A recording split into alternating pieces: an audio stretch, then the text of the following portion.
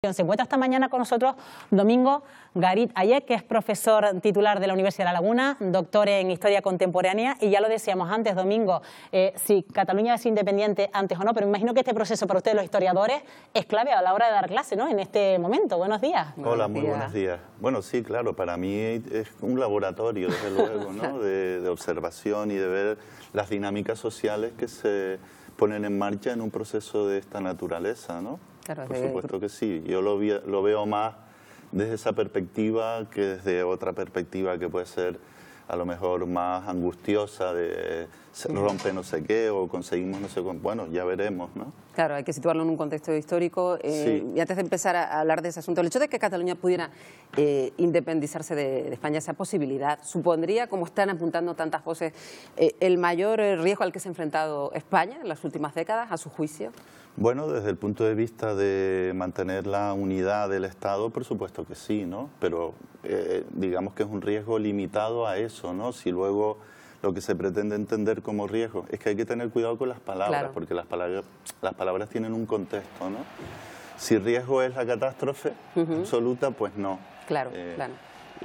Quiero decir que procesos de esta naturaleza, en la que surgen nuevos países y la vida sigue, pues, la historia está llena, ¿no?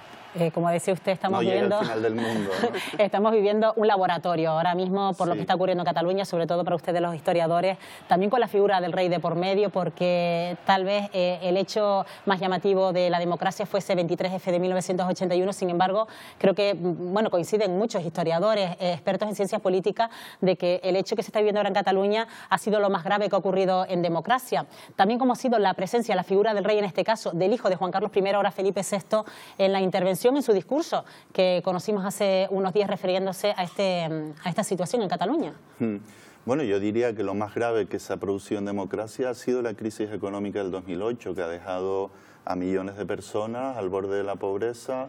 Se han perdido muchos derechos conquistados después de décadas de luchas sindicales y laborales, y eso ha sido verdaderamente lo más complejo, ¿no? Esto que está sucediendo en Cataluña es una confrontación política que tiene un efecto, puede tener un efecto, depende de cómo concluya el asunto, más o menos importante en la propia Cataluña o en España, pero digamos que sin sacar tampoco las cosas de madre, ¿no? ¿Y por qué cree que ha ocurrido todo esto ahora? ¿Por qué se ha precipitado? ¿Por qué, llevando tanto tiempo el conflicto abierto, por qué al final todo ha acabado de forma tan precipitada, saltándose incluso las reglas democráticas y poniendo incluso en riesgo las aspiraciones que pueden ser legítimas para tantísimos catalanes? Sí, bueno, es verdad que en el último mes, no sé cuándo fue la ley de transición, hace pocos meses. Sí, apenas una semana. Sí, la ley de transitoriedad apenas una semana. La ley de transitoriedad efectivamente se hizo en un procedimiento forzado dentro de la dinámica reglamentaria, ¿no?, del Estatuto catalán. Y bueno, pues por ahí le han venido muchas críticas. Evidentemente, a lo mejor el soberanismo ahí ha metido la pata, no lo sé porque no controlo bien esas leyes autonómicas que regulan este asunto, ¿no? Pero el proceso arranca con la crisis que abre el Partido Popular y Mariano Rajoy impugnando ante el Tribunal Constitucional la reforma del Estatuto del 2006, que había sido refrendada mayoritariamente por el Parlamento catalán, por el Parlamento español, y que luego se dedicaron a coger firmas para llevarla al Constitucional y tirarlo abajo, ¿no? Ese es el origen de este conflicto. Y es decir, que Mariano Rajoy actuó como un pirómano, realmente, no como un presidente de gobierno o en aquel entonces el jefe de la oposición o el partido más importante de la oposición, que se investía de un sentido, digamos, de responsabilidad y tal, ¿no? Sino que entraron a saco porque esto rentabiliza electoralmente donde no es Cataluña desde el punto de vista de las elecciones, ¿no? Es decir, aquí se juegan muchas bandas. Claro. Y ha crecido mucho más el sentimiento independentista a raíz de 2006, cuando ahora se nota ese incremento y como esa también educación, adoctrinamiento en las escuelas. Estamos viendo también incluso cómo se movilizan las universidades. Claro. Yo diría que lo que crece mucho es un enfado muy grande con cómo el gobierno central gestionó el estatuto. Luego con que el Tribunal Constitucional en 2010 suspendiese el estatuto, ¿no? Las leyes fundamentales del estatuto, cuando paradójicamente leyes similares que se aprobaron en los estatutos de Andalucía y de Valencia no fueron suspendidas, solamente suspendieron las catalanas, ¿no?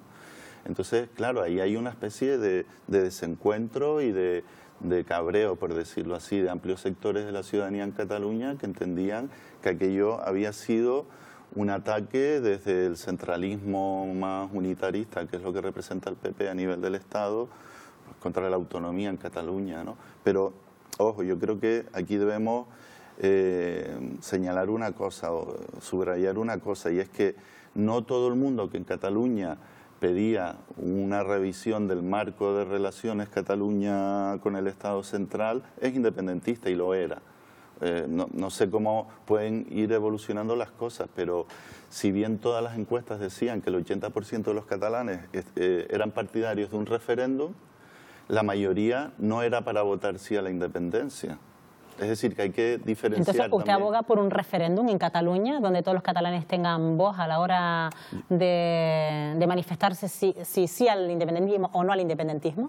Yo pienso que es factible hacer un referéndum y que vendría a resolver muchas cosas. En vez de estar contando manifestantes cuando salen de uno y otro lado, que siempre es un conteo bastante impreciso, lo lógico sería hacer un referéndum y preguntar, cuestión que la Constitución española actual permite. En el artículo 92 se potesta al gobierno central para que, si tiene voluntad política, pueda convocar un referéndum, ¿no? O sea, que no es imposible con esta Constitución.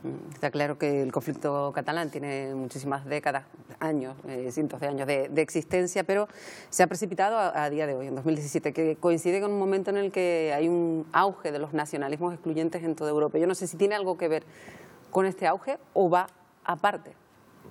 Yo creo que va aparte, es decir, los nacionalismos excluyentes que están naciendo o que están proyectándose mucho en Europa, fíjese que son nacionalismos de Estado.